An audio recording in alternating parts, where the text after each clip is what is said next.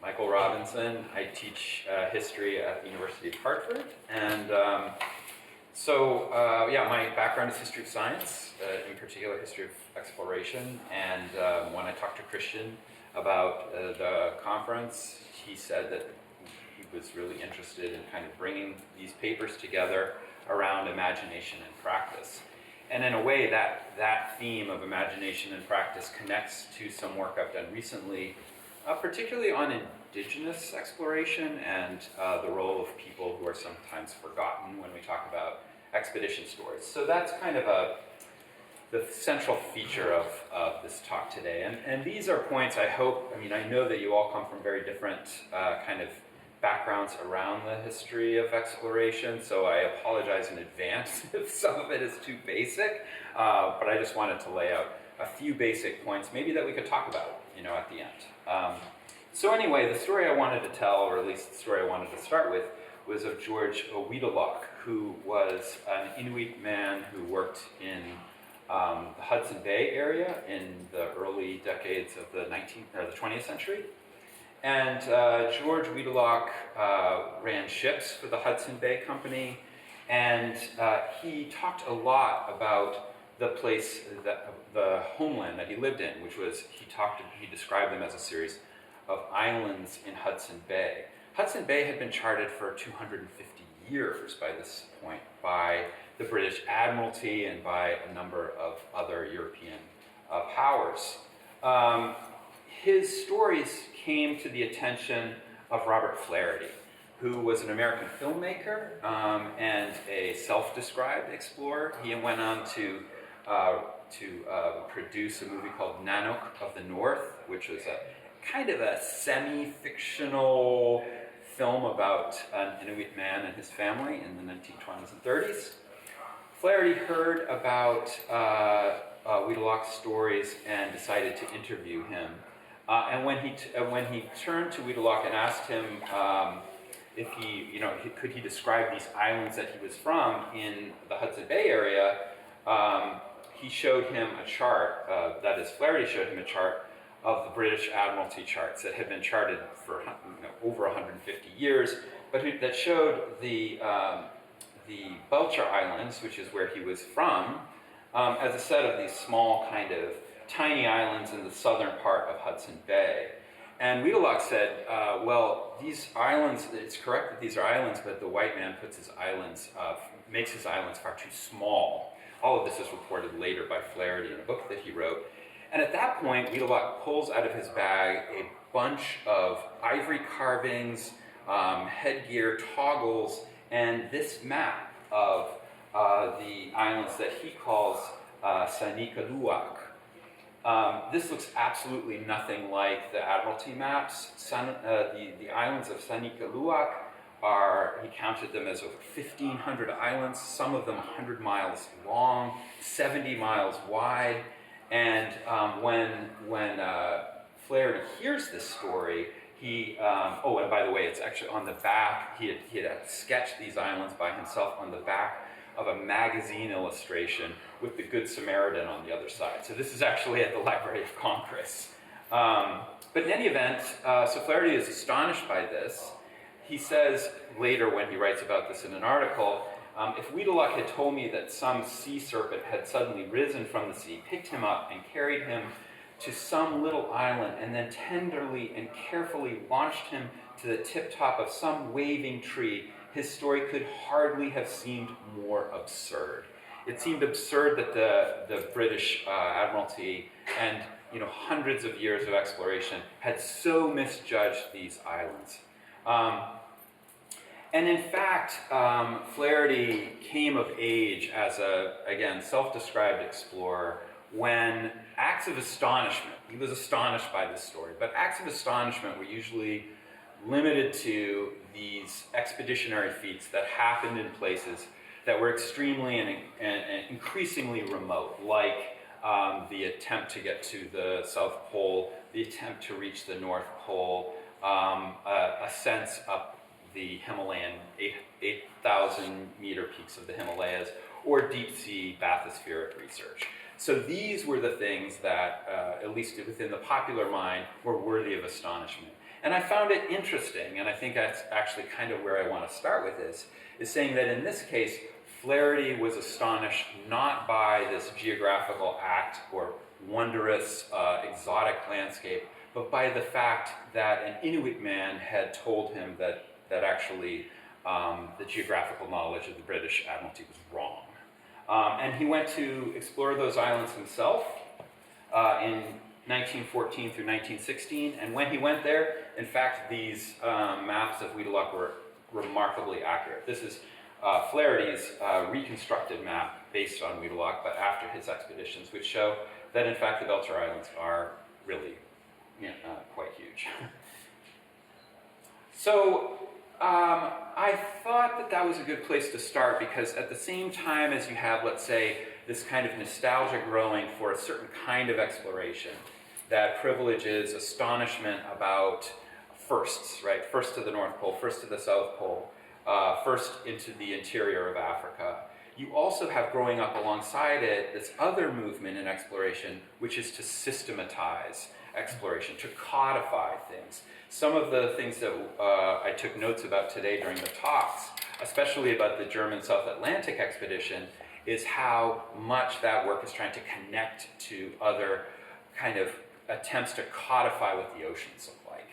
And this had been going on since the late 19th century, as I'm sure most of you already know. Karl Weyprecht, for example, was an officer for the Austro-Hungarian military, came up with ideas about creating an international polar year, an attempt to systematize the way we look at the Arctic. Instead of planting flags on the North Pole or the South Pole, we should get a bunch of people from different countries and systematically and methodically do science in an attempt to do a different kind of exploration.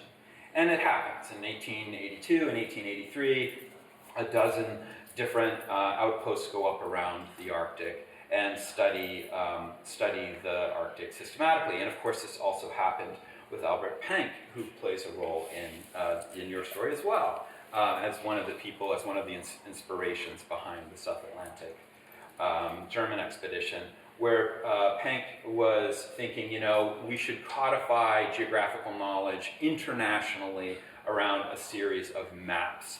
And so the International Map of the World project began, trying to enlist the work of many people. And although this seems like a very different kind of project than the quest for the North Pole or the South Pole, they do share one thing, which is they kind of hold on to this idea that it is possible to have a perspectiveless view of the world, that you can create a kind of objective world, and that world will be found out and discovered by the scientists who go out to do it. I was in particular thinking of this when Naira, you mentioned this issue of and Jan, of timelessness, because I was thinking not only is this pursuit of geography timeless, but in a way it's perspectiveless too.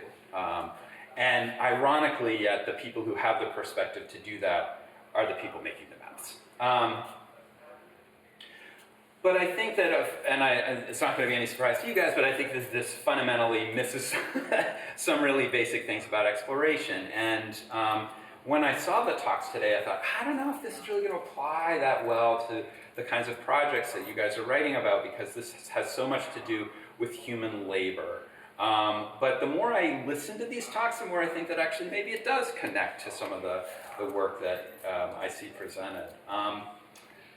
I think that my kind of interest in this, as many people in the history of exploration, grows out of some of the work that was being done in the 1990s and the early aughts by people such as Felix Driver and Lowry Jones, who started talking about indigenous participants in exploration, local peoples.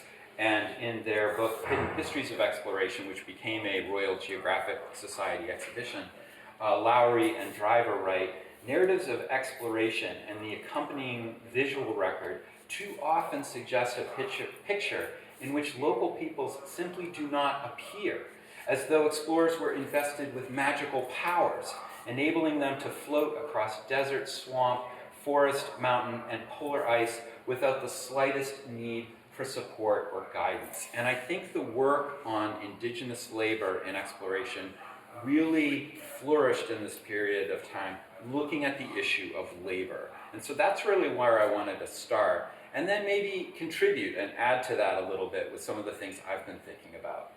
So to rethink, right, to try to find that gap between practice and imagination, I think the first thing we have to look at is we have to look at labor, expeditionary labor. There are all kinds of expeditions, famous expeditions, that are described in the top right. You have the Henry Morton Stanley expedition of the 1870s, the American Mount Everest expedition in the lower right, and then the Robert Peary North Pole expedition of 1909. And these are just the easiest of examples to kind of present in which indigenous labor was, I mean, not just important, but it was, you couldn't have these expeditions without this kind of work. Peary's expedition used the labor of over 49 Inupiat islanders from Greenland, including like over 200 dogs as well. Stanley's expedition through Africa relied upon over 200 Zanzibari and East African porters. The American 1963 expedition up Everest is estimated to have used over 900 Sherpas and porters to make it possible. And although these have been talked about more recently, they're often they're reduced in size. And it made me also think so much about the dialogue we had today about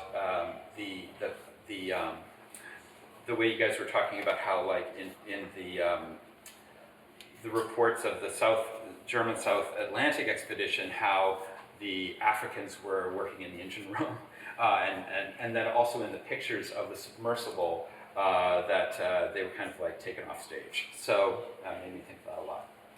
A couple of things, though, that I think we also need to think about is that it's not simply that we need to rethink labor, because I think that is work that's being done. A lot of people are rethinking the work of indigenous labor.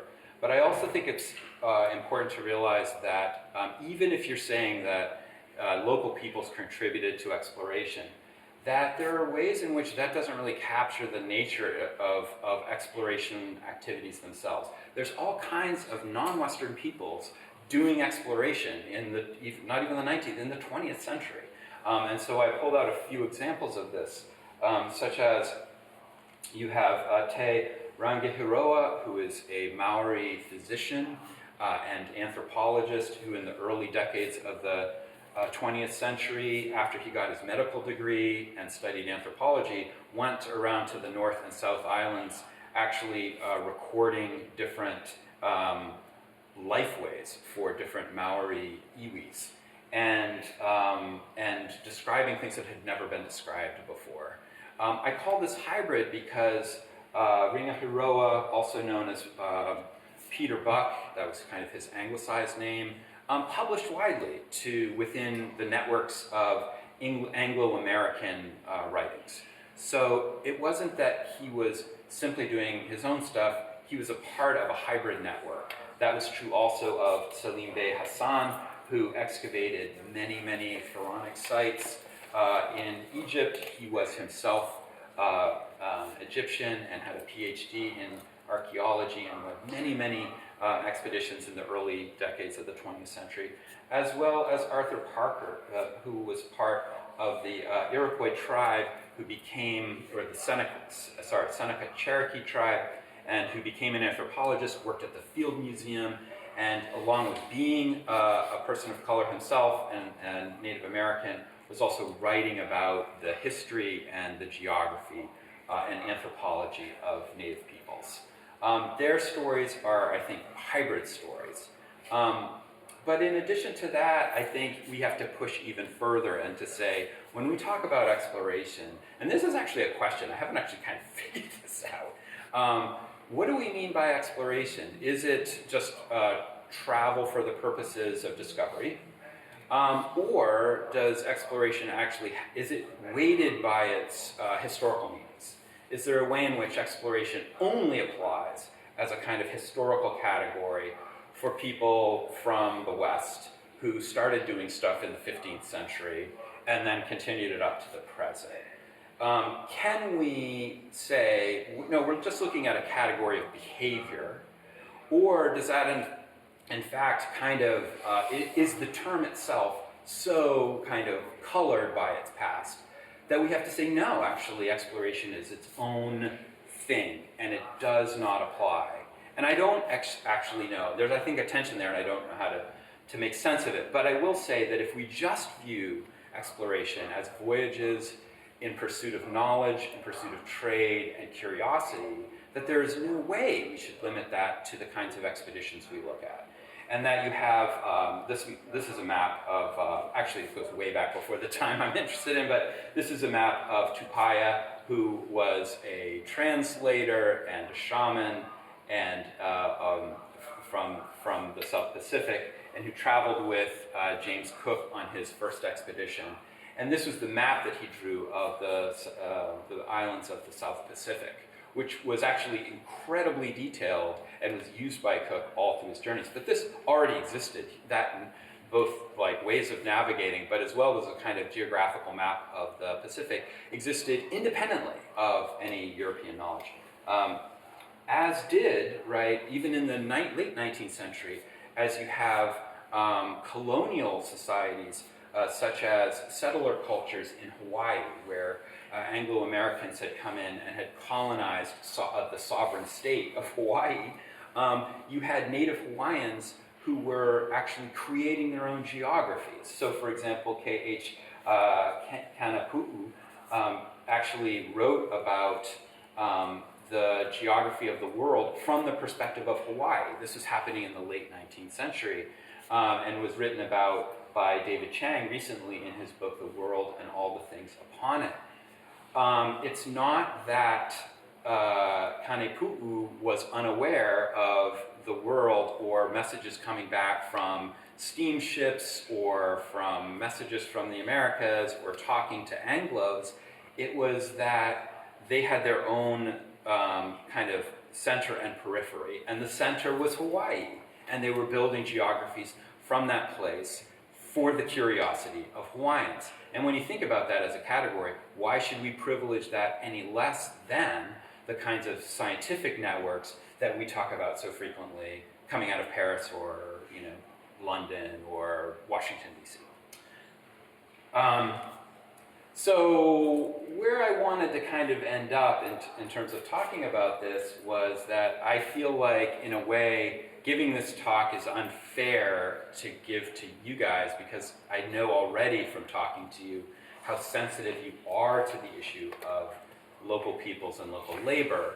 But I would say that certainly doesn't apply in popular culture when we talk about exploration, but I don't even think it applies universally within the academic community, that we can find all kinds of ways in which